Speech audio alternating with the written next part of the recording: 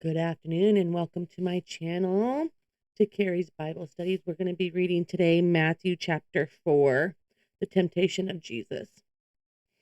Then Jesus was led by the Spirit into the desert to be tempted by the devil. After fasting 40 days and 40 nights, he was hungry. The tempter came to him and said, "If you are the Son of God, tell these stones to become bread." Jesus answered, It is written, man does not live on bread alone, but on every word that comes from the mouth of God." Then the devil took him to the holy city and had him stand on the highest point of the temple. "If you are the Son of God," he said, "throw yourself down, for it is written, he will command his angels concerning you, and they will lift you up in their hands, so that you will not strike your foot against a stone." Jesus answered him, "It is also written, do not put the Lord your God to the test." Again, the devil took him to a very high mountain and showed him all the kingdoms of the world and their splendor. "All this will give you," he said, "if you will bow down and worship me." Jesus said to him, "Away from me, Satan, for it is written, worship the Lord your God,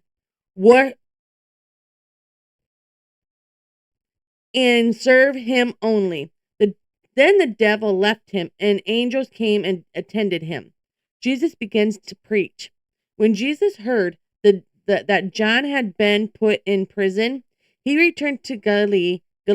Leaving Nazareth, he went and lived in Capernaum, which was by the lake in the area of Zebulun and Naphtali, to fulfill what was said through the prophet Isaiah.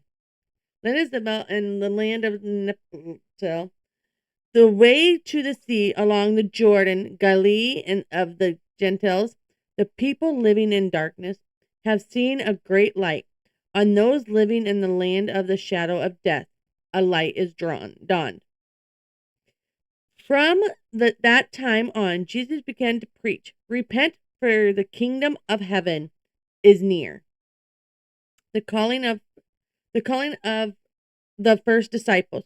As Jesus was walking beside the Sea of Galilee, he saw two brothers, Simon, called Peter, and his brother Andrew.